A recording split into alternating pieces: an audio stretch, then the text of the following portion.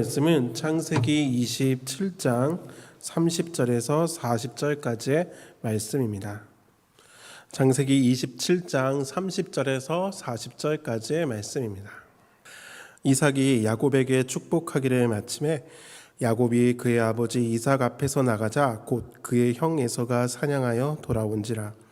그가 별미를 만들어 아버지에게로 가지고 가서 이르되 아버지여 일어나서 아들이 사냥한 고기를 잡수시고 마음껏 내게 축복하소서. 그의 아버지 이삭이 그에게 이르되 너는 누구냐? 그가 대답하되 나는 아버지의 아들 곧 아버지의 맏아들 에서로소이다. 이삭이 심히 크게 떨며 이르되 그러면 사냥한 고기를 내게 가져온 자가 누구냐?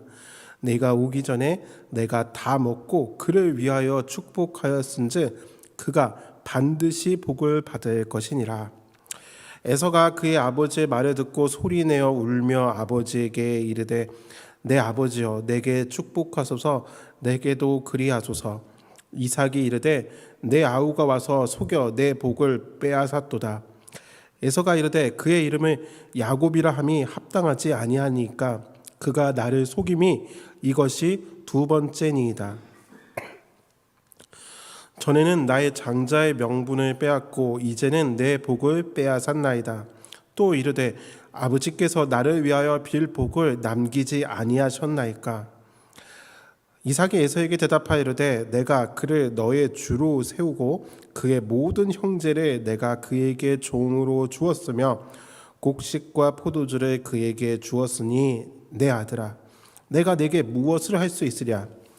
에서가 아버지에게 이르되 내 아버지여 아버지가 빌 복이 이 하나뿐이리이까. 내 아버지여 내게 축복하소서. 내게도 그리하소서 하고 소리를 높여 우니 그 아버지 이삭이 그에게 대답하여 이르되 내 주소는 땅의 기름짐에서 멀고 내리는 하늘 이슬에서 멀 것이며 너는 칼을 믿고 생활하겠고 내 아우를 섬길 것이며 네가 매임을 벗을 때에는 그 멍에를 내 목에서 떨쳐버리리라 하였더라. 아멘.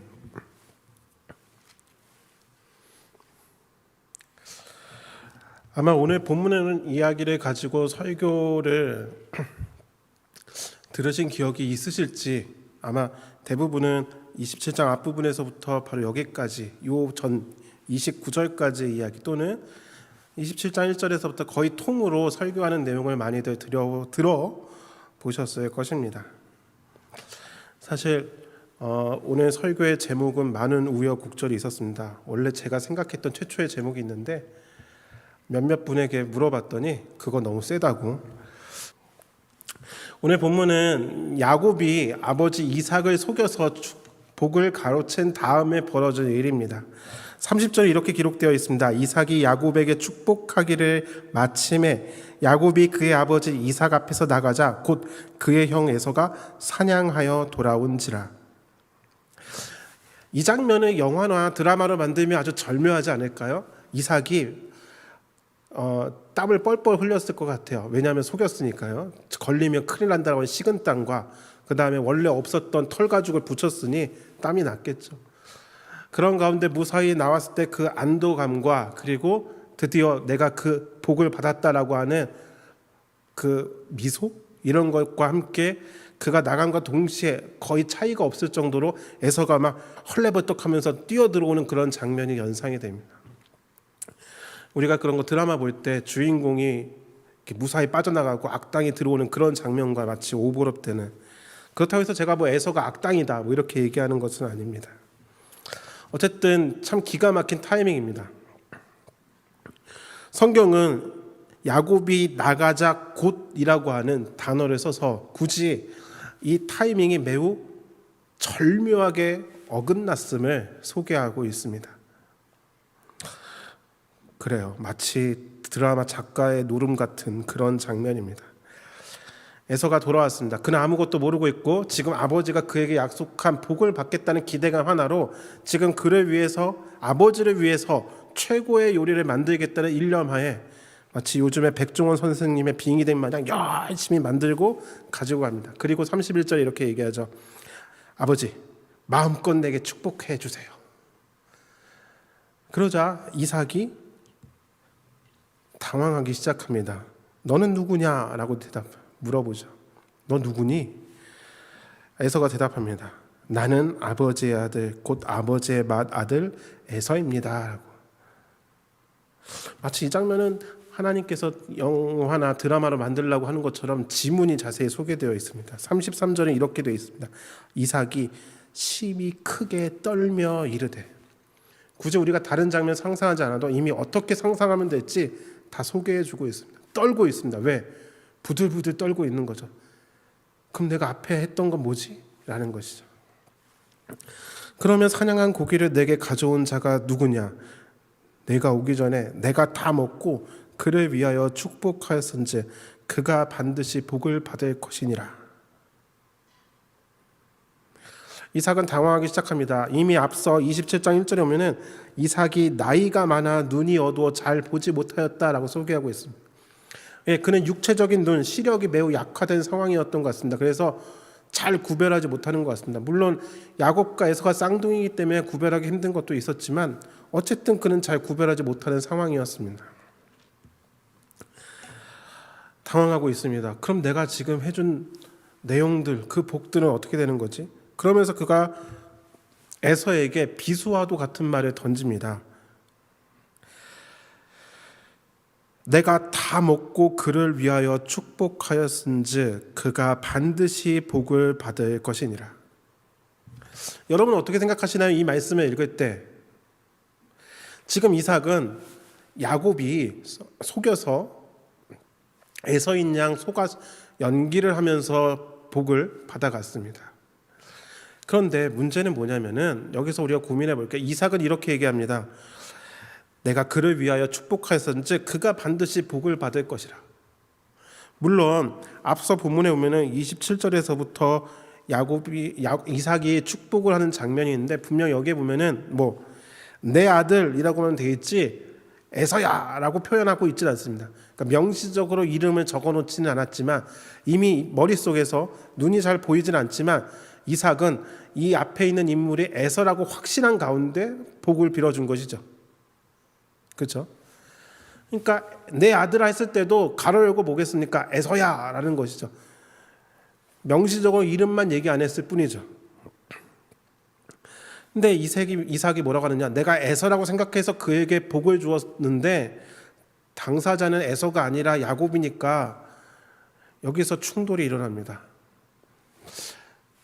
이삭이 그가 누군지도 모르고 복을 빌어줬다면 그 복은 반드시 이루어지는 것일까요?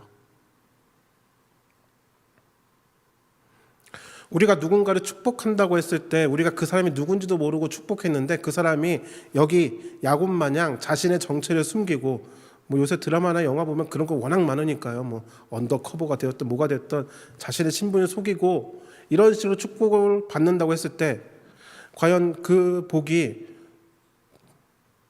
내가 원래 의도한 인물이 아닌 전혀 다른 인물이 그 인물이냐 그 인물이냐 행세해도 그 복이 원래 내가 생각했던 인물한테 가는 게 아니라 이 속이는 사람한테 주소 변경하지 않고 그렇게 가는 것일까요? 여러분 어떻게 생각하십니까? 여기서 우리가 고민하게 되는 이유는 바로 이것입니다. 왜냐하면 이삭이 복을 빌었기 때문에 반드시 그 복이 이루어진다? 저는 여기에 대해서 좀 물음표가 생깁니다. 왜냐하면 그러면 이삭이 하늘의 하나님께 복을 빈 것인데 하나님 제게 복을 주세요라고 얘기한 것인데 하나님이 그러면 불특정한 표현 내 아들이라고 했으니까 야곱도 네 아들이니까 나는 네가 아무리 에서라고 생각해서 복을 빌어줬을지언정 나는 그 당사자 당장 눈앞에서 네가 복을 빌어준 사람이 야곱이니 나는 야곱에게 복을 주겠다라고 하시는 것인지 아니면 네가 에서라고 생각한 걸 내가 알고 있어. 왜? 하나님은 전능하시니까요. 전지하시니까 그거 알고 계시니까 그래 네가 원래 빌려고 했던 대상이 에서니까 아무리 야곱이 지금 여기서 사기를 치고 있어도 나는 지혜롭고 똑부러지고 속지 않으시는 분이시니 에서에게 복을 주는 게 맞지 않을까요? 여러분 어떻게 생각하십니까? 그게 뭐가 중요합니까? 라고 생각할 수도 있습니다. 근데 여기서 우리가 이것을 중요하게 생각해야 되는 이유는 무엇이냐면은 이삭은 복을 비는 기도를 할 수는 있지만 그가 복을 주는 당사자는 아닙니다. 복을 주는 당사자는 누구입니까? 하나님이십니다. 하나님이 복을 주시는 것이죠. 이삭은 얘기합니다. 내가 축복하였으니까 그가 반드시 복을 받을 것이다. 반은 맞고 반은 틀립니다. 왜냐하면은 그 축복을 할지 말지, 복을 줄지 말지 최종 결정권자는 하나님이시지 이삭이 아니기 때문입니다.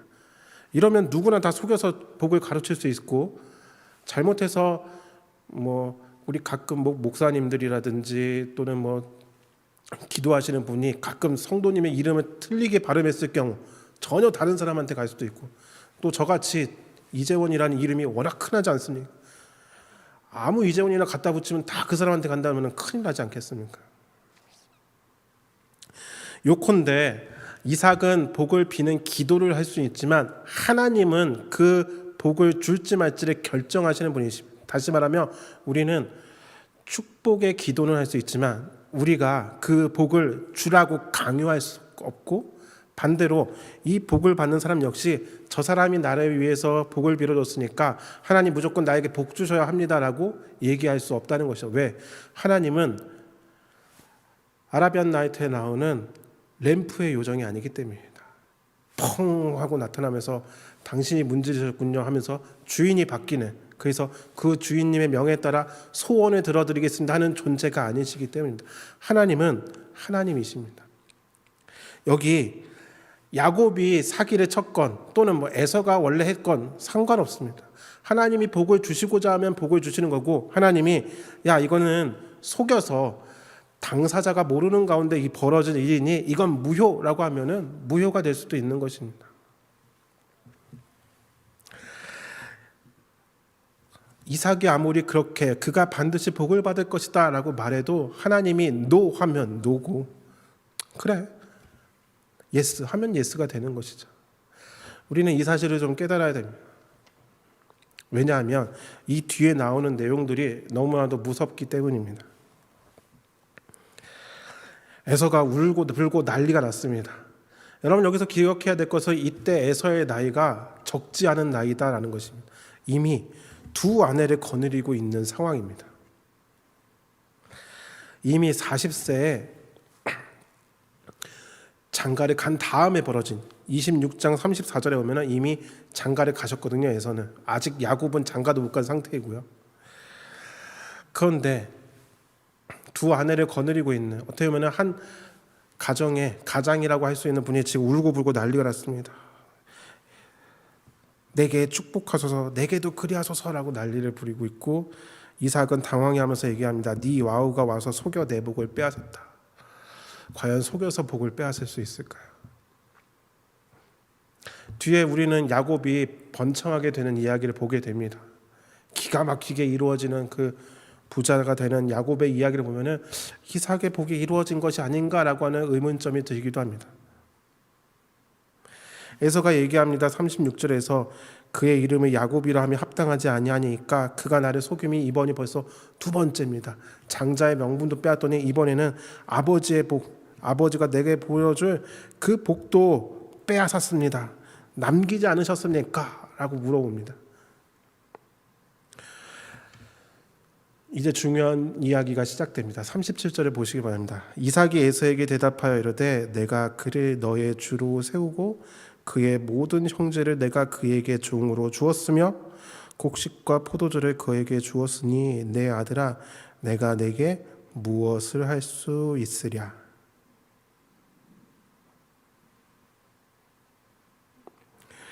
내가 그를 너의 주로 세웠고 그의 모든 형제를 내가 그에게 종으로 주었으며 곡식과 포도주를 그에게 주었다.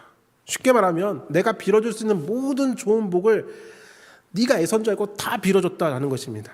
이 이야기를 야곱이 듣는다면 기분이 어떨 것 같으십니까? 다시 말하면 에서가 정말 기똥차게 동물을 바로 잡아갖고 아버지가 좋아하시는 즐겨 드시는 별미를 만들었고 무사히 자기가 아버지에게 받을 그 복을 받았다라고 했을 때 뒤늦게 형이 아버지에게 그렇게 복을 받았다고요? 나는요? 라고 야곱이 물어본다면 야곱이 들어야 될 대답이 바로 이것이라는 것이죠. 다시 말하면 야곱에게 줄 복은 없다라는 것입니다. 왜 이런 일이 벌어졌을까요? 야곱이 이거 들으면 아버지에 대한 배신감이 놀랍지 않을까요? 아니 쌍둥이인데 그거 몇 분 차에 우리 교회도 쌍둥이가 몇 명 있습니다만 이런 식으로까지 편애한다면 난리가 날 것입니다. 사실 창세기 27장을 읽어보면은 야곱의 가족이 야곱 그리고 그의 형 에서 그다음에 그의 아버지 이삭과 어머니 리브가 고작 4명 4인 가족입니다. 놀라운 사실은 이 4인 가족이 27장에서 단 한 번도 함께 모인 적이 한 번도 없습니다. 없어요. 그리고 더 놀라운 점은 이삭은 에서를 편애하고 아내 리브가는 야곱을 편애한다라는 것입니다.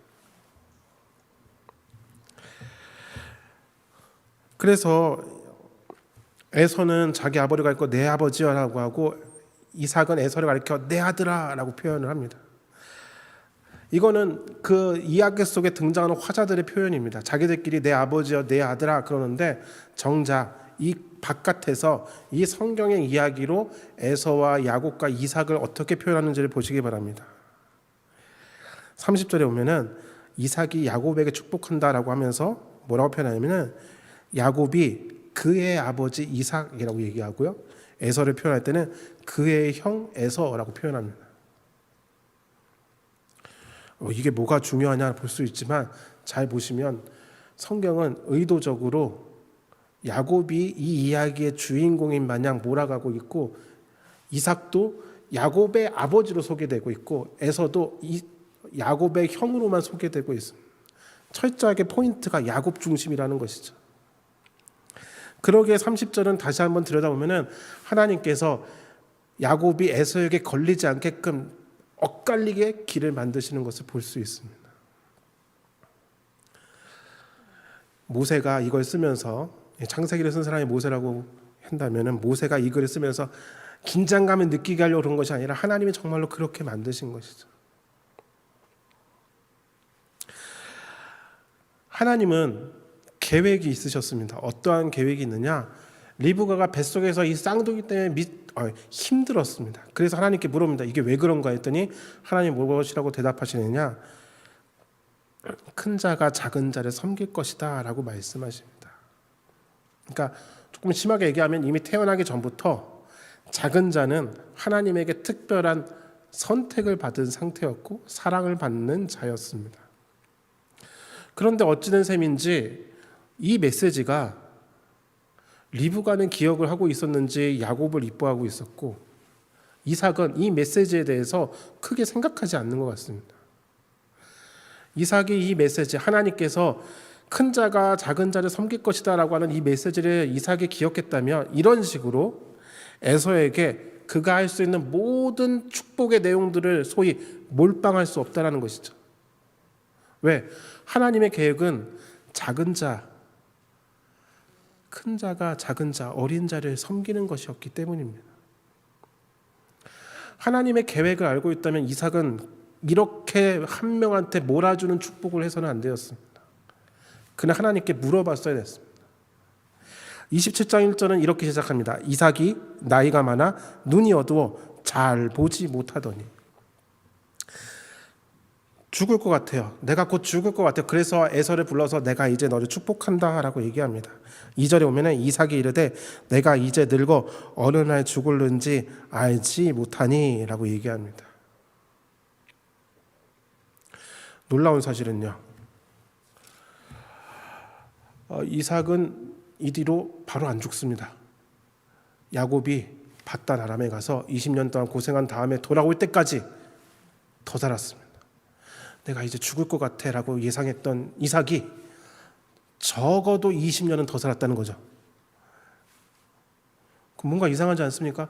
막 하면서 이제 어르신들께서 이제 내가 곧 죽을 것 같아라는 말씀을 하시면 정말 자신의 몸 상태를 잘 아시기 때문에 그러시는 건데, 놀랍게도 하나님은 그것보다 20년을 더 생명의 연장을 해주셨다는 것이죠.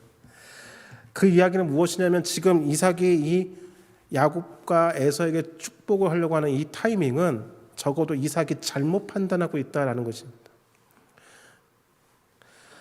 눈이 어둡다라고 하는 표현은 그런 의미에서 보면은 육체적으로 시력이 떨어졌다는 표현도 되지만, 또 한편은 어떤 뜻도 담겨져 있냐면은 그가 하나님의 뜻을 잘 분별하지 못한다라는 뜻도 될 수 있습니다.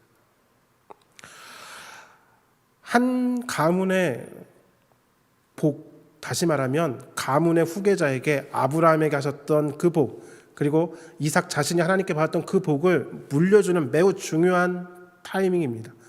사실 이삭은 형이라고 부를 수 있는 이스마엘이 이미 하나님께서 아니다라고 대놓고 사인을 주셨고, 이스마엘이 그렇게 떠나 있었기 때문에 소위 자동적으로 아브라함의 복을 받을 수 있는 위치였지만, 여기는 지금 쌍둥이가 있었고 소위 말하는 선택지가 갈려져 있는 상황입니다. 그러기에 그는 하나님의 뜻을 물어볼 필요가 있지 않을까요? 뱃속에 있을 때 큰 자가 작은 자를 섬길 것이다라고 하는 그 메시지가 마음에 안 들었다면, 아니면 기억이 가물가물하다면, 그는 하나님께 물어보면서, 하나님, 내가 이제 나이가, 그리고 내 몸 상태가 이래서 내가 정말 곧 주님께 갈 것 같습니다. 내가 누구에게 복을 빌어야 될까요? 그러니까 축복해 줘야 될까요? 라고 물어보는 게 맞지 않을까요? 왜냐? 그는 아내가 임신하지 못하는 걸로 하나님께 기도하였던 사람이라고 성경이 소개하고 있기 때문입니다. 근데 27장 어디에 봐도 그가 기도하였다라는 표현은 없습니다. 하나님께 물어보지 않고 이 일을 추진하였습니다. 그리고 그는 에서에게, 자기가 사랑하는 에서에게, 내가 편애하는 에서에게 내가 가지고 있는 모든 권한으로 너에게 다 퍼부어 주리라는 작심을 하고 이 일을 진행하였습니다. 그의 생각대로, 그의 마음대로입니다. 근데 일은 어떻게 됐느냐? 이삭의 아내 리브가가 그것을 들었습니다. 27장 5절에 보면, 이삭이 그의 아들 에서에게 말할 때 리브가가 들었더니. 대단한 분입니다. 이걸 들었습니다. 그리고 어떻게 행동해야 될지 야곱에게, 40세가 넘은 야곱에게 일일이 지시하고 있습니다. 40세가 넘었다니까요. 저랑 나이 비슷한 나이이신 거죠. 야곱 씨가. 엄마가 시키는 거 다 합니다. 너 털 이렇게 하고 목소리 어떻게 내고 막 이렇게 하는 거. 처음에는 내가 저주를 걸리면 나 저주 받을 거야 막 그러면서 주저하던 분이 잘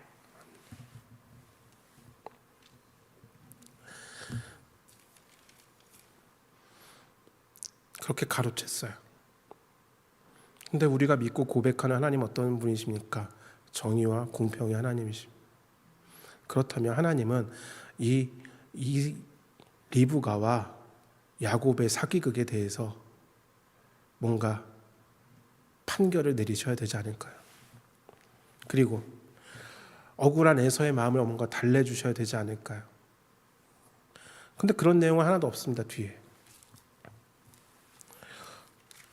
오히려 성경은 어떤 식으로 표현하고 있냐면은, 이삭과 에서의 완벽한 계획이 리브가에게 세계되고, 리브가의 주도 면밀한 작전하에 야곱이 그 복을 가로채는 장면으로 기록되고 있습니다.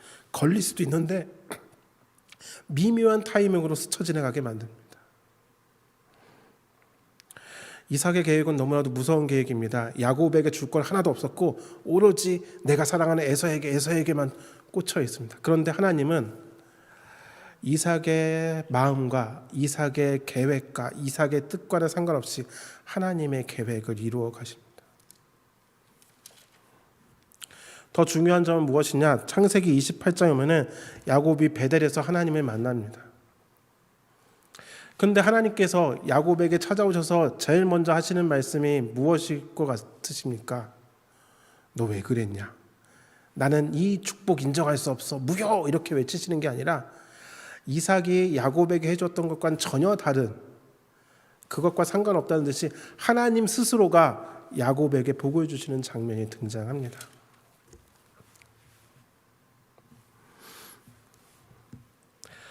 오늘 본문에서 우리가 주목할 점은 바로 이것입니다. 하나님은 우리가 생각하는 대로, 우리가 계획하는 대로 움직여주시는 램프의 요정이나 말이 아니다라는 것입니다.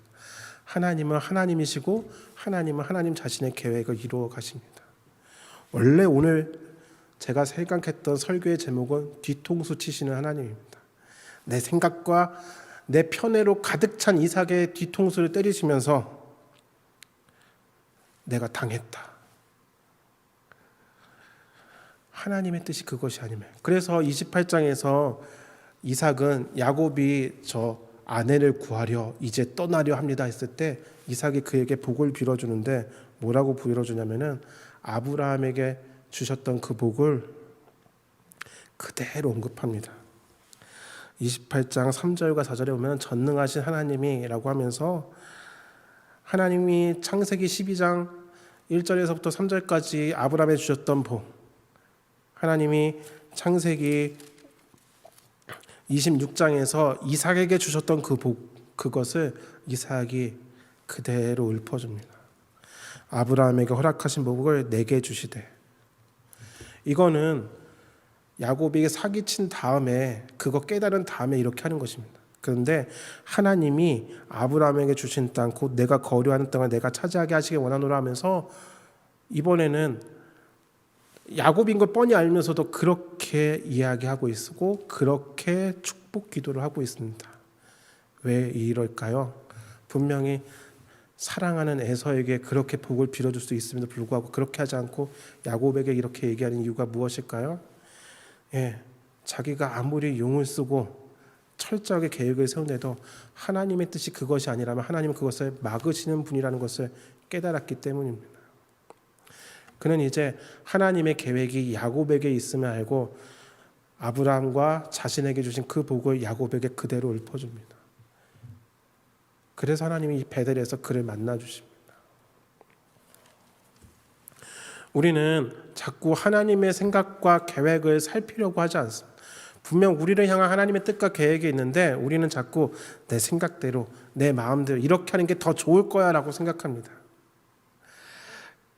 물론 때때로 하나님은 그것을 좀 인정해 주시는 듯한 분위기를 보이기도 하십니다. 그러나 하나님은 하나님의 그 크신 그 계획에 우리가 자꾸 다른 쪽으로 틀려고 할 때면 찾아오셔서 때로는 좀 세게 뒤통수를 이렇게 툭 치면서 아니야 임마 그거 아니야 라고 말씀하시는 것 같습니다.